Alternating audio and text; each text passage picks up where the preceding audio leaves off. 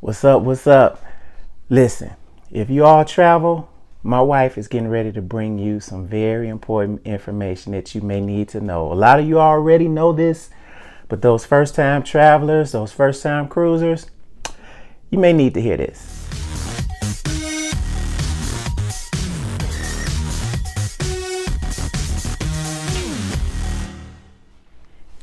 Hi, I'm Mia, and I would like to briefly share some information with you about the importance of having proper ID when traveling.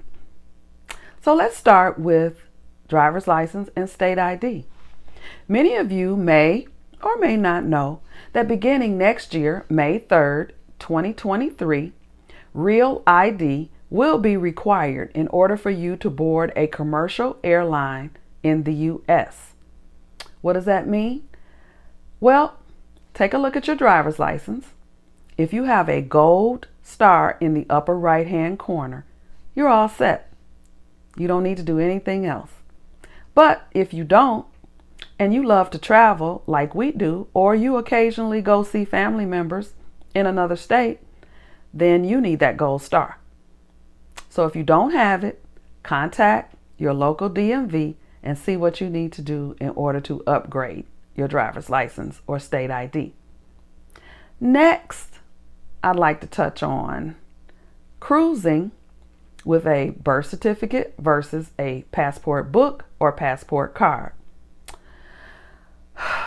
Unfortunately, we have been held up in lines because people refuse to read or carry the proper documentation when traveling on a cruise.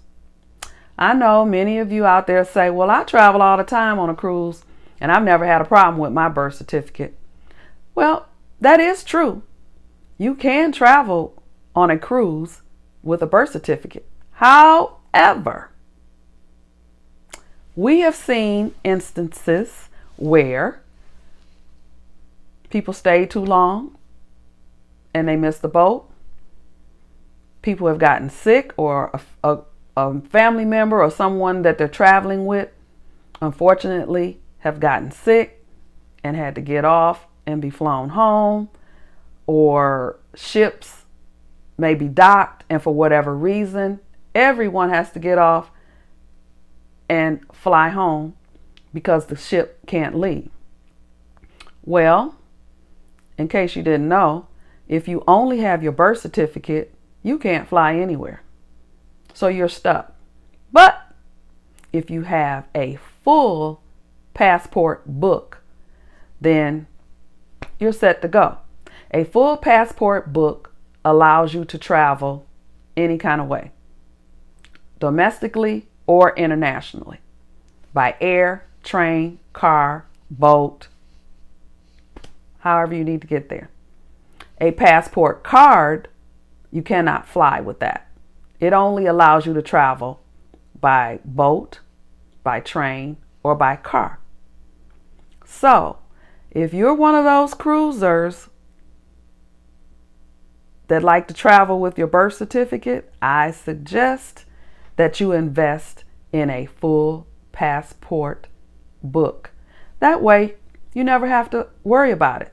And the good thing is, a full passport book or passport card lasts you 10 years. So that's a bit of FYI for you. Now on to TSA Precheck. So Tommy and I recently invested in TSA Precheck. So what that is, you pay $85. It's good for 5 years. And there's a separate line when you go to the airport. I'm quite sure many of you have seen that. We got this line over here with all these people. And then you got a line over here that says TSA Precheck. Well, with TSA Precheck, that allows you shorter wait time in line. You don't have to remove your shoes. You don't have to remove your laptops. You don't have to remove light jackets.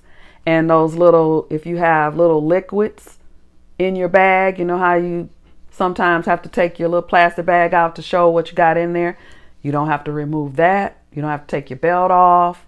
So it's a lot quicker, a lot easier. And for 5 years, like I said, $85 is not bad. And I'm quite sure many of you have been running late, trying to get through, and you get to the airport and see this long line and you're just like, oh, I'm never going to make it.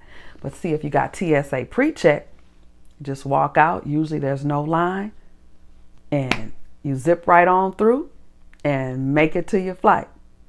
So I hope this information has been valuable to you. And if you have any questions or comments, feel free to put them in the comment section. Thank you and have a great day.